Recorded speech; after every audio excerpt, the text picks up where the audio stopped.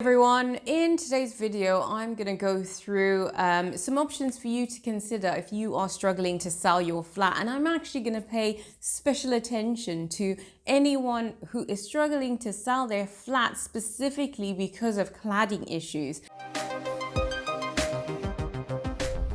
So the very first option is to sell at auction. Now, auction is a fantastic way to sell that has existed for many years for various different types of things, including property. The great thing about actually selling your property at auction is that people who are going to buy have actually come in with an open mind. They already are aware that properties that are being sold at auction are very likely properties that have quirks to them. And so essentially you are trying to sell your property to a market of people whose minds are already open to the challenges that they might have to kind of face after they have actually made the purchase. And the second great thing about auction is that you do not have a top bar for what you might actually expect to receive for your property. If you believe that, the absolute minimum that you're willing to accept, as an example, is 100 grand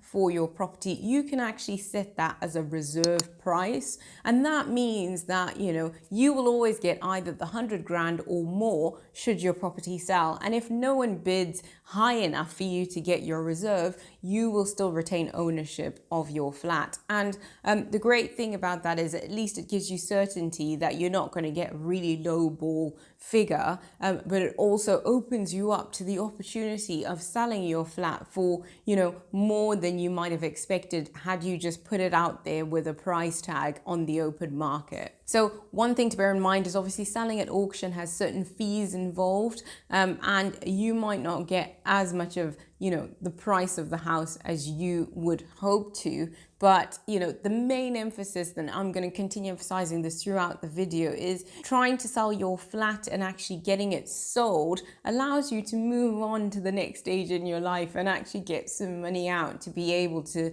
help you progress to purchase something else, purchase something new, to move out. Okay, so the second option to consider is renting. If you're renting elsewhere, that might feel like a step back, but honestly, it's not a step back if you are now in a position where you are much happier and in a location where you would like to be. And once you actually finally get that first property sold, you can actually get money back to get a deposit on another property.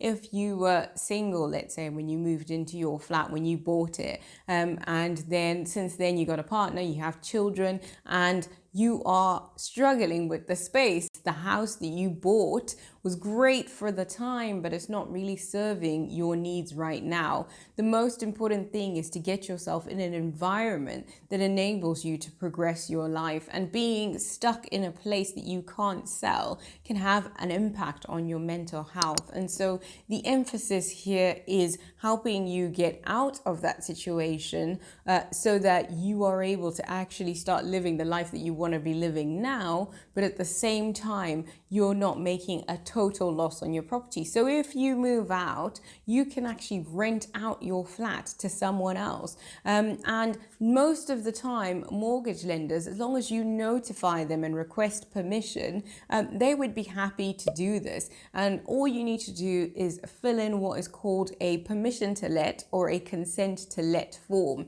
And this is essentially a form that just says request permission from the mortgage company to say, listen, I know that when I bought this place, I was on a residential mortgage. You might even still be in your fixed period, but just explain that you would like to move out and that you would want permission to rent out your property. And they are more than likely to say yes, as long as the rental income on that property actually meets the rental amount. And sometimes they'll ask for 25% more or 45% more of the rent actually covering the mortgage. So it's an option, and why it's a great thing is it lets you move out, it lets you stop being miserable in a place that isn't serving your needs right now. And it also gives you the space to breathe and to think about how best, should you still want to sell that property, how best to actually get that done. Now, one of the key things to bear in mind, and I have to emphasize, I am not, promoting selling renting out a flat if your flat is in a complete mess. Your flat has to be in a very good condition, a habitable condition, a condition that is safe for anyone who is actually moving in. You would essentially be becoming a landlord by renting out your flat. And there's certain requirements and things that you need to meet in terms of the safety of your tenant when you're in a landlord. So you want to make sure you do your electrical safety check, gas safety check, and all the other things to make sure that you're not putting tenants in a place that is unsafe, right? Okay, that being said, it is still perfectly doable and a perfectly good way to actually get you out of that situation and into a position where you are moving forward with your life. Okay, the third option from that is a slight variant of option 2. If you are fortunate enough to be in the position to have enough money for a second deposit, you could actually move out of your flat and rent it out. So all the points of number 2, but instead of renting elsewhere, you are now buying another property.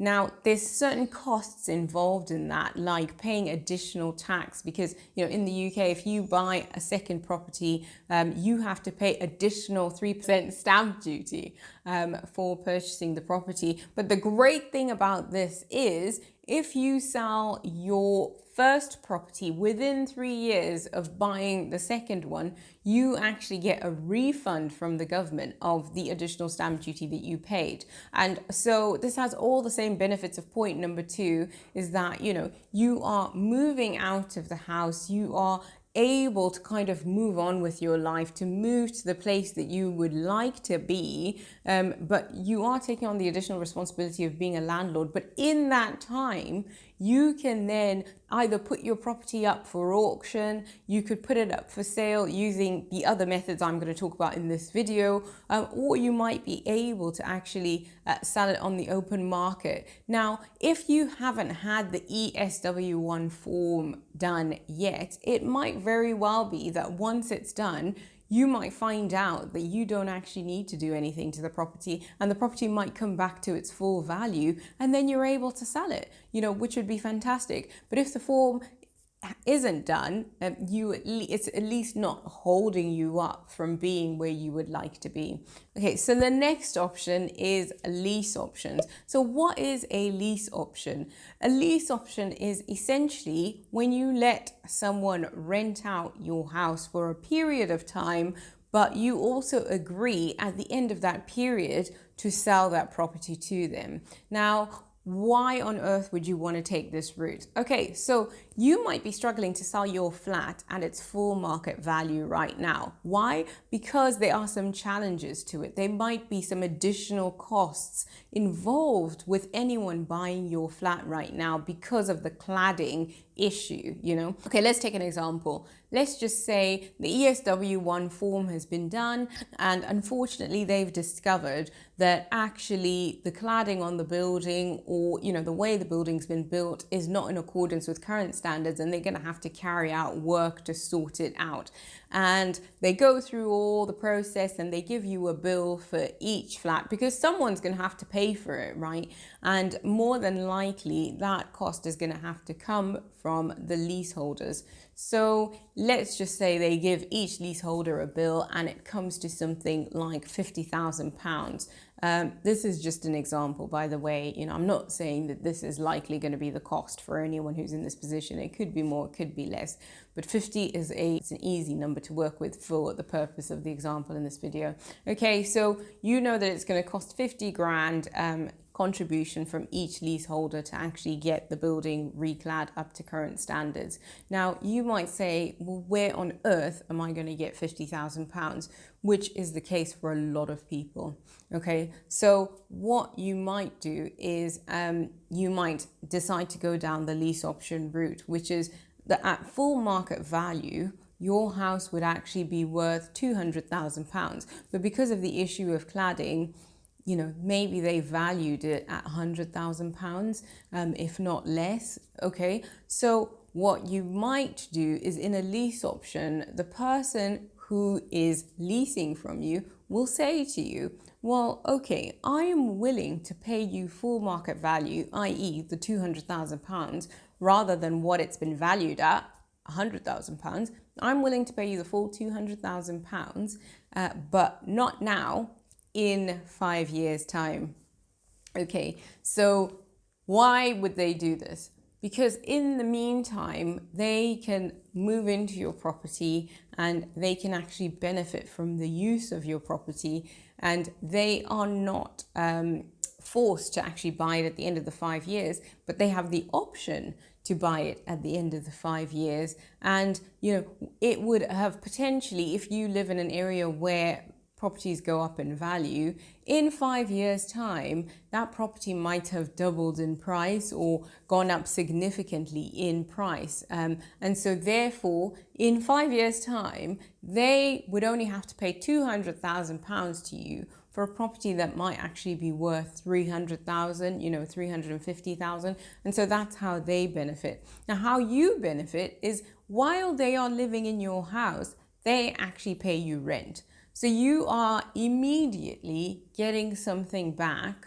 But in addition to that, you're not making a major financial loss, because in 5 years, you are going to get the full price that you were happy to get today. So even though in the future it might be worth more, but if you'd sold it today, you would have gotten that 200,000 if there wasn't the cladding issue.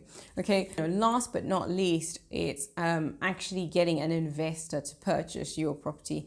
Now, you know, all of these options require a level of compromise, of course, because there is a problem with the property and it's a problem that needs to be resolved, and the resolution of that is going to require some money. Now, if you're not in a position to actually pay for that cost, an investor might be someone who comes along and says, right, okay, at full market value, if there weren't any problems, your property would be worth £200,000. But it's going to cost me £50,000 to contribute to getting the cladding redone. He probably has the money, he has the £50,000 to contribute towards the recladding. And once the recladding work is done, you know, the value of that flat is probably going to go up quite significantly, because he's probably seeing value in something that is potentially a problem. But often problems come with opportunities, and you just might not have the money, the time, or the capacity to kind of deal with that in your life right now. And so what a property investor would be able to do is step in, and they have the time, money, capacity to actually deal with that and add value to be able to get something out for themselves financially. And it should always be a win-win. He might be happy to actually purchase that property from you at a price that enables him to actually carry out the work, and it frees you up to then move on and buy other things. Now, it all really depends on when you bought your flat. If you bought your flat a couple of years ago, you might very well make a loss. And this is because, you know, the value probably hasn't changed that much significantly from when you actually bought it. But what it does do is it enables you to move. And I strongly believe that your mental health has a price, it has a value. And if you're losing, you know, £5,000 or £10,000, I actually think it's worth it. I think it's worth it, particularly if you are really miserable in where you are and you feel stuck and you really need to get out. I do believe that there is a value in taking a hit and taking a loss to enable you to progress with your life. It's not a great scenario, and you know, I really empathize for anyone in this situation, because it's not your fault. You know, it's not something that is of your doing, but the important thing is to actually look at ways out, look at options and move on, and not necessarily kind of regret making the purchase, because, you know, of course, anyone in the situation might have put down, you know, £30,000, £60,000 deposit, and then to be told that, you know, your property is worth much less than you expected is never a good experience for anyone, and can actually have quite a detrimental kind of impact on, you know, your sense of, you know, stability and, you know, financial wellness, as it were, you know, your financial health. But I just want to encourage you that, you know, there are options to get out, and, you know, your mental health has financial value. So if you do have to take a little bit of loss to be in a happier, better circumstance, then I absolutely think it's worth it. But it's up to you to kind of make that decision on whether you think it's worth it. But the options are there to enable you to actually sell your way out of, you know, into finding something that's more appropriate for your life circumstances now. Okay, so that's it from me today. Hopefully you found a tip in there that was actually useful. That's something that you might consider. And, you know, drop in the description box if you have faced this challenge and you have managed to sell it in another way, in a way that might be able to help someone out who happens to read the description as well. So that's it from me today. I'm Babai from The Inspired Baobab. I talk about all things money and mindset. So if you're interested in any of those things, you know, feel free to subscribe, and I'll see you on my next video. Bye.